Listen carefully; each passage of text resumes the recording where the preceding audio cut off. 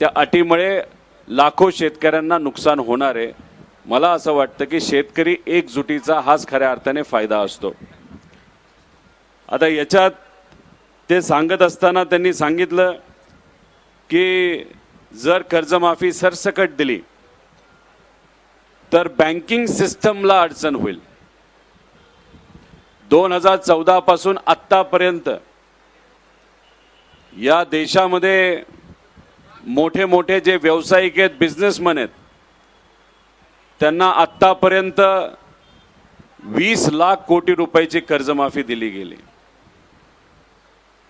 आणि इथं आम्ही शेतकरी म्हणून कुठेतरी एवढंच म्हणतोय की 35,000 कोटी रुपयाची कर्जमाफी तुम्ही जी जाहीर केली ती पूर्णपणे आमच्या शेतकऱ्याला तुम्ही द्या। आता 20 लाख कोटी रुपये मोठ्या व्यावसायिकांचे, पैसेवाल्यांचे माफ करून जर या बँकिंग सिस्टमला अडचण झाली नसेल तर मग आमचे 35,000 कोटी रुपये 55 लाख शेतकऱ्यांचे माफ करून थोडी बँकिंग सिस्टमला काय अडचण होणार आहे। काल मोदी साहेबांचे गुणगान गात असताना त्यांनी अजून एक गोष्ट सांगितली की आपल्या या देशाची परिस्थिती इतकी चांगली आहे, जर पंतप्रधान साहेबांनी ठरवलं एका दिवसामध्ये या देशावरचं सगळं कर्ज जर भरून टाकायचं तर आपली आर्थिक ताकद इतकी चांगली आहे की एका दिवसामध्ये आपण तो निर्णय तिथं घेऊ शकतो।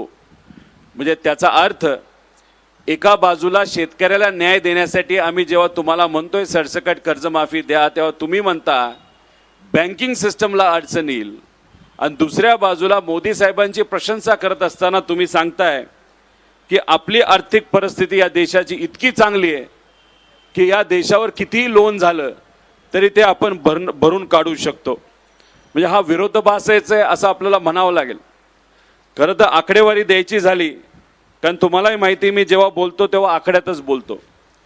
2014 मध्ये या देशावर, पूर्ण देशावर 56 लाख कोटीचं कर्ज होतं, आणि आता या देशावर गेल्या 10 वर्षामध्ये 210 लाख कोटीचं कर्ज झालेलं आहे। आणि तुम्ही म्हणता की मोदी साहेब आणि त्यांनी हे जे सरकार चालवलेलं आहे त्याच्यात इतकी ताकद आहे, हे 200 लाख कोटीचं कर्ज एका दिवसात तुम्ही भरू शकता। आमचं एवढंच म्हणणं आहे, 200 लाख कोटीचं कर्ज तुम्ही काय भरू नका, पण आमच्या शेतकऱ्याचं 35,000 कोटी रुपयाचं कर्ज तुम्ही भरा आणि सरसकट कर्जमाफी तिथं आम्हाला शेतकऱ्याला द्या। मी सातत्याने, आणि खरं तर आता नवले साहेबांनी सुद्धा आपल्या सर्वांना GR बद्दल सांगितलं, याच्यामध्ये अटी आहेत आणि त्या अतिशय घातक आहेत। त्या अटी काढणं फार महत्त्वाचं आहे।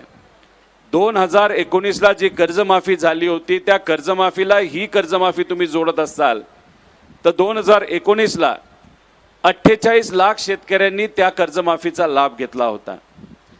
त्या कर्जमाफीचा लाभ जर 48 लाख शेतकऱ्यांनी घेतला असेल तर साधा तुम्हाला मला प्रश्न आहे, तर या कर्जमाफीमध्ये या 48 लाख शेतकऱ्यांवर अन्याय होणार का नाही होणार?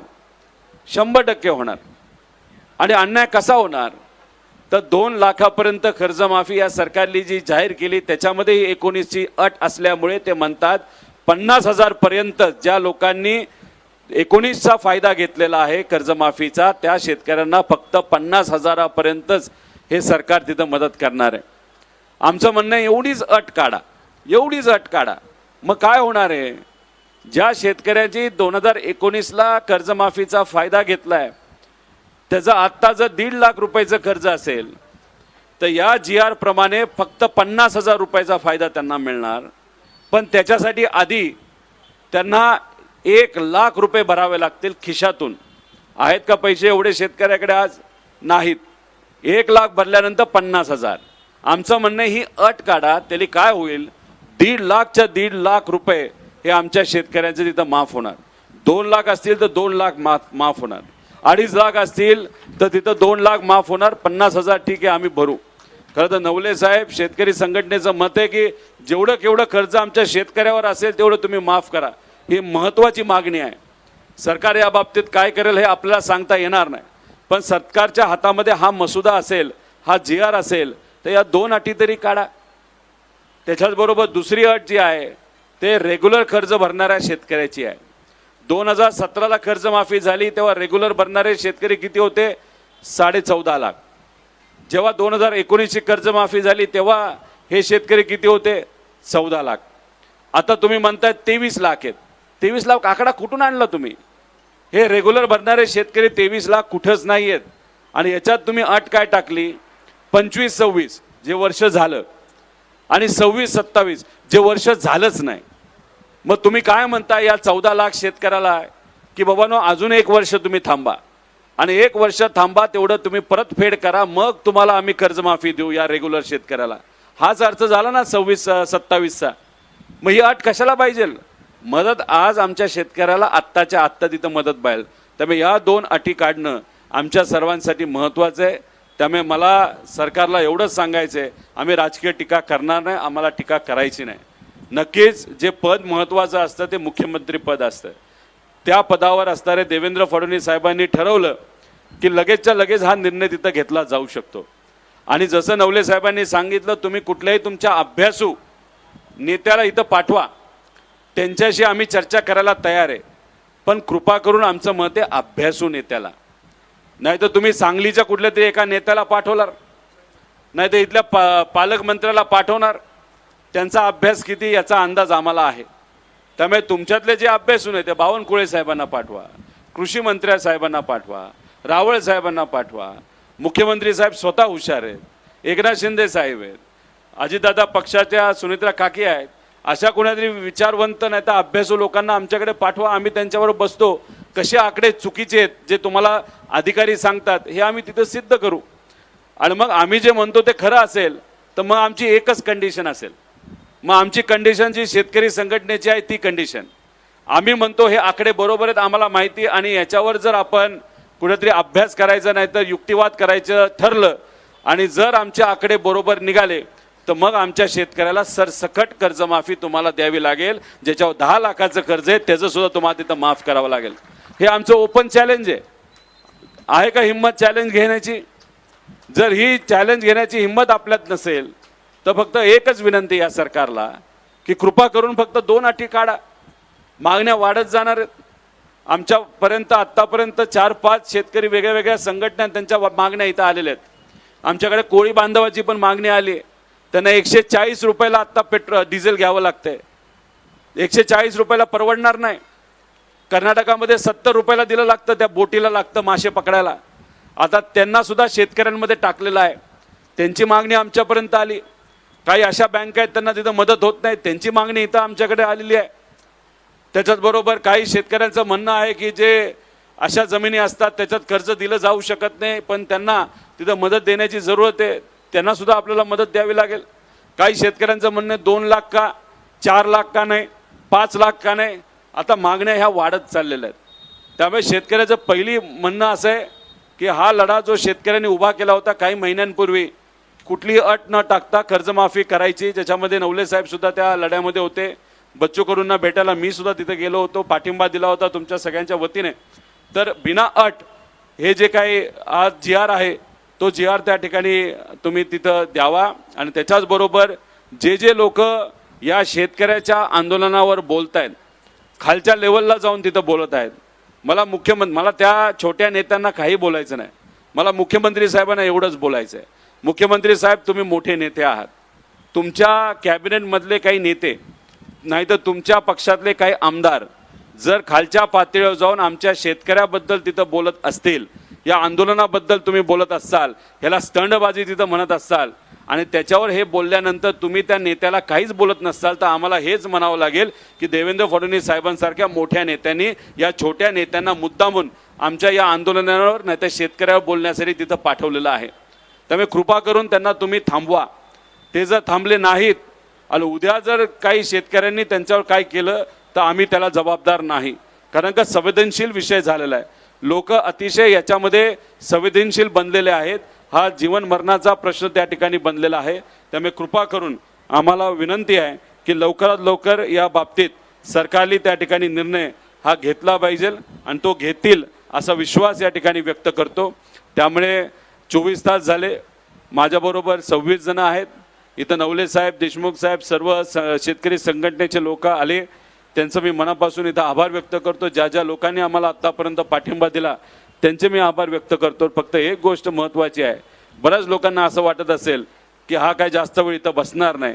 त्यांना एवढंच सांगायचं आहे, मी सुद्धा शेतकऱ्याचाच मुलगा आहे, त्यामुळे मी इथं जोपर्यंत आमच्या शेतकऱ्यांचं तुम्ही ऐकत नाही, चर्चा करत नाही, सकारात्मक होत नाही, तोपर्यंत जेवढा माझा जीव आहे, जेवढ्यात माझ्या ताकद आहे, तेवढी नक्कीच ती ताकद त्या ठिकाणी मी वापरेल आमच्या शेतकऱ्याला न्याय देण्यासाठी. त्यामुळे आपण सर्वजण पाठिंबा देता एवढ्या मोठ्या संख्येने इथं येत आहात, त्यामुळे सगळ्यांचेच मी मनापासून इथं आभार व्यक्त करतो, सर्व संघटनेचे आभार व्यक्त करतो. आज संध्याकाळपासून आणि उद्यापासून मोठे मोठे नेते आपल्याला पाठिंबा देण्यासाठी येतील आणि हा जो आवाज आहे, हा जो काही संघर्ष आहे, तो अजून मोठा तिथं होणार आहे. नवले साहेबांनी जसं आपल्याला सांगितलं की हा लढा फक्त नेत्यांचा नाही हो, आमचं कुठे कर्ज नाही, आम्हाला कुठे कर्जमाफीची जरूरत नाही. त्यामुळे ही कर्जमाफीची जरूरत आहे तर ही तुम्हाला आहे, पण त्यासाठी तुम्हाला सुद्धा रस्त्यावर उतरावं लागणार आहे, तुम्हाला लढावं लागणार आहे. मातीसाठी, शेतीसाठी त्या ठिकाणी लढावं लागेल, आपल्या बापासाठी, आपल्या आईसाठी लढावं लागेल. कर्जमाफी हा तुमचा सगळ्यांचा हक्क आहे. बरेच लोक म्हणतात कर्जमाफी दिली म्हणजे आपले पैसे वाया गेले, तसं होत नसतं. जर गेल्या 5 वर्षामध्ये सरकारली जर तुमच्या सोयाबीनला चांगला भाव दिला असता, मकेला भाव दिला असता, कांद्याला भाव दिला असता, कपाशीला भाव दिला असता, तुमची केळी जेव्हा अडचणीत आली होती, जेव्हा इराण हे आपली केळी घेत नव्हतं, 2 रुपये किलोला आपली केळी विकली, या केळीला जर सरकारली मदत केली असती, ज्या संत्र्याला संत्री विकत असताना बांगलादेशला संत्री जात नाही म्हणून ज्या शेतकऱ्याला अडचण आली त्याला जर सरकारली मदत केली असती आणि तुम्हाला चांगला हमीभाव मिळाला असता तर कर्जमाफीची जरूरत होती का? अजिबात नव्हती. पण कुठेतरी सरकार या बाबतीत कमी पडलं आणि त्यामुळे आज आम्ही अडचणीत आलेलो आहे. त्यामुळे आमचा हा हक्क आहे, आमचा शेतकऱ्याचा हक्क आहे की आमची कर्जमाफी सरसकट बिना अट त्या ठिकाणी झाली पाहिजे आणि तोच हक्क आम्ही या आंदोलनाच्या मदतीने तिथं मागत आहोत.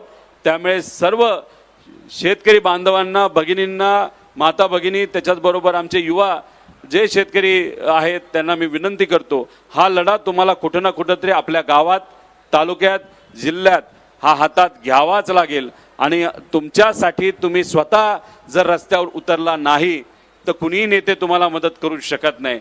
स्वतःचा लढा स्वतः लढलाच तर तुम्हाला तिथं न्याय मिळू शकतं आणि तो लढा तुम्ही लढाल असा विश्वास या ठिकाणी आपल्या सर्वांच्या वतीने व्यक्त करतो.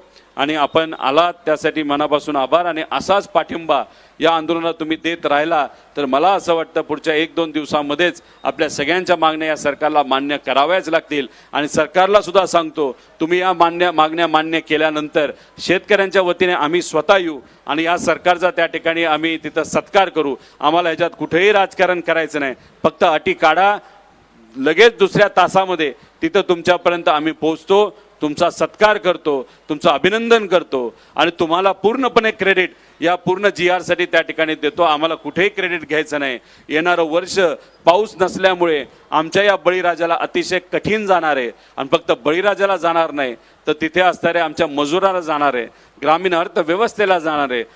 ग्रामीण अर्थव्यवस्था अडचणीत आली, शहर अर्थव्यवस्था अडचणीत येणार आहे. त्यामुळे येणारं वर्ष अतिशय कठीण आहे.